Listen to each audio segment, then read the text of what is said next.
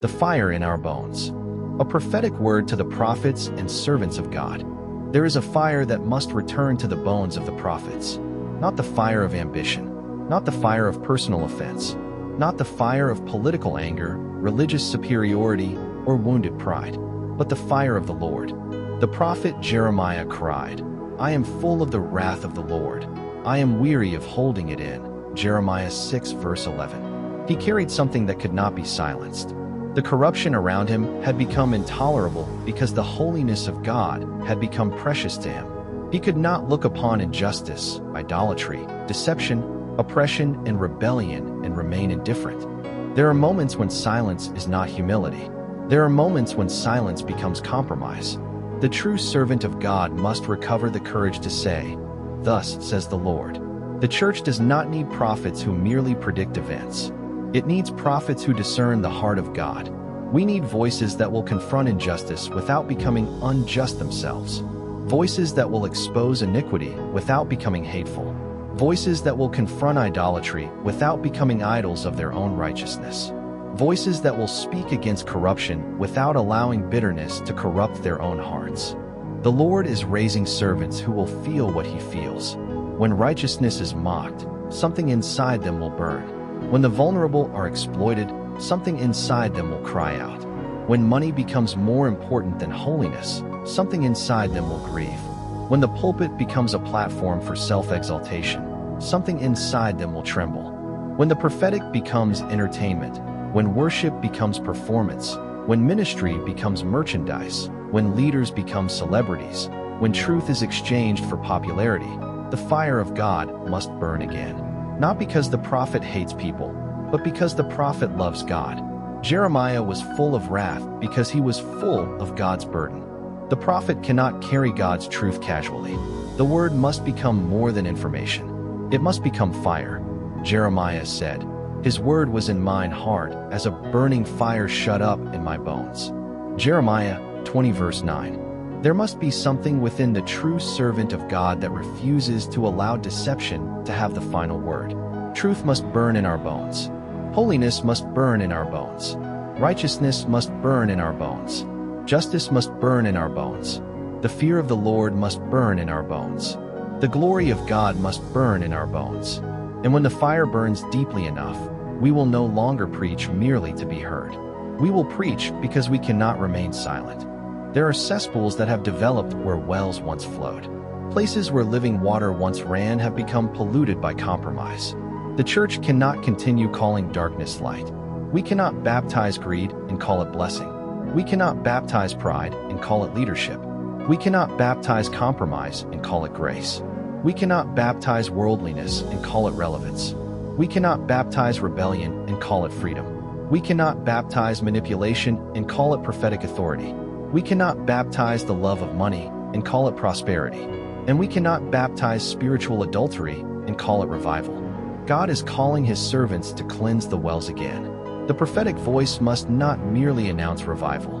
It must prepare the altar upon which revival can burn. Before there is an outpouring, there must be a cleansing. Before there is restoration, there must be repentance. Before there is glory, there must be consecration. Before there is fire from heaven, there must be an altar surrendered to God. Yet, the prophetic voice must learn from Moses. Jeremiah carried God's wrath, but Moses carried God's people. When Israel sinned with the golden calf, Moses could have said, "They deserve judgment." Instead, he climbed the mountain and interceded.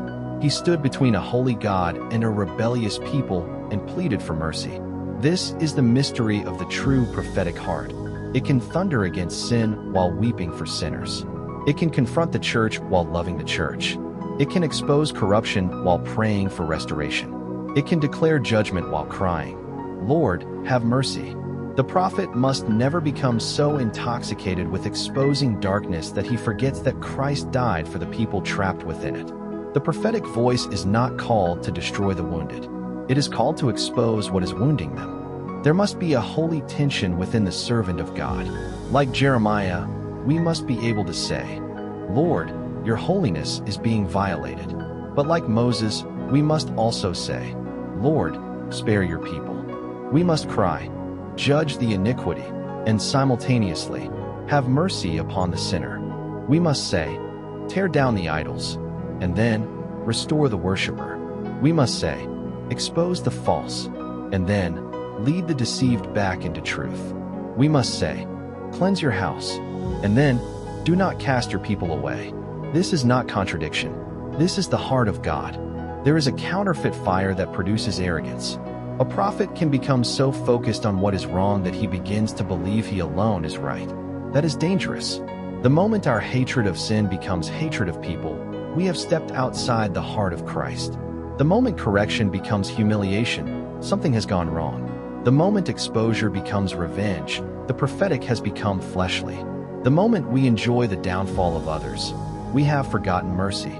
The true prophet does not rejoice when the sinner falls. The true prophet rejoices when the sinner repents. Jonah wanted judgment, yet Moses pleaded for mercy. The difference reveals something profound about prophetic maturity. It is possible to know what God is going to judge and still desperately desire that he would show mercy. The Lord is calling for watchmen again. There is a sound coming to the church, a sound from the watchtower, a sound that will not flatter kings, a sound that will not bow to crowds, a sound that will not be purchased by money, a sound that will not be silenced by rejection, a sound that will not change because the truth has become unpopular. The watchmen are being called back to the walls. Cry aloud, spare not, lift up thy voice like a trumpet. Isaiah 58 verse 1. But the trumpet must come from a broken heart. The watchman must stand on the wall with tears in his eyes and fire in his bones. He must see the coming danger and warn the people. He must see the corruption and confront it. He must see the idols and call them idols. He must see injustice and cry for righteousness.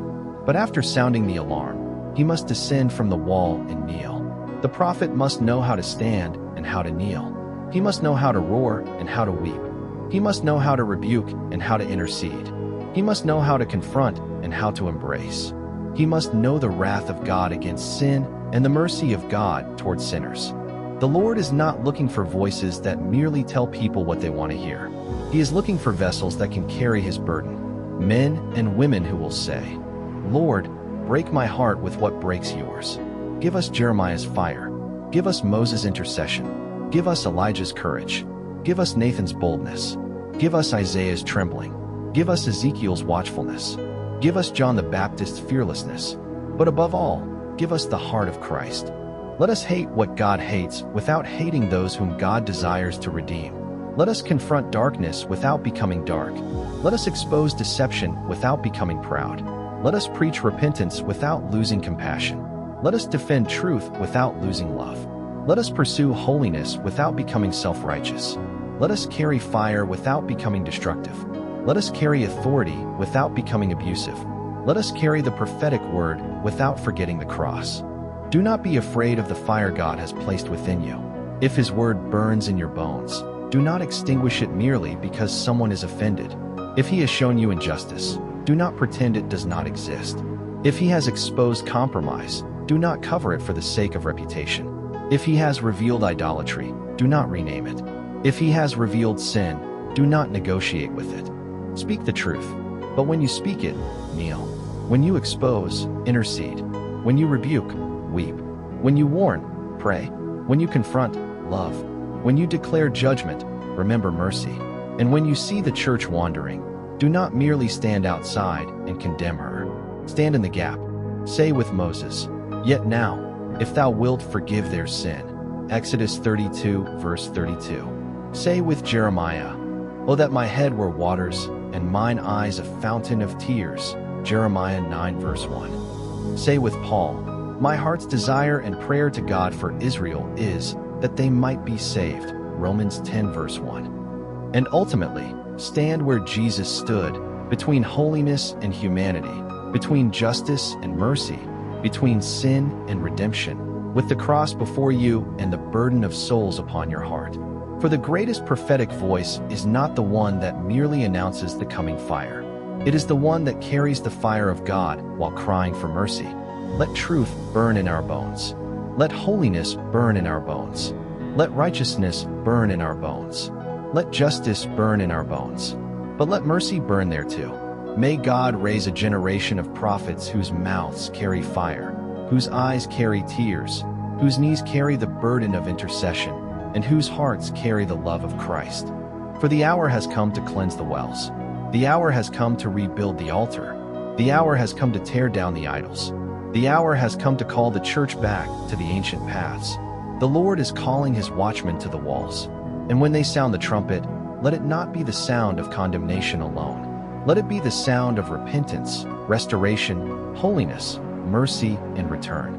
Return unto me, and I will return unto you, saith the Lord of hosts. Malachi 3 verse 7. Let the fire burn. Let the tears fall. Let the truth speak. Let mercy prevail. Let the church return.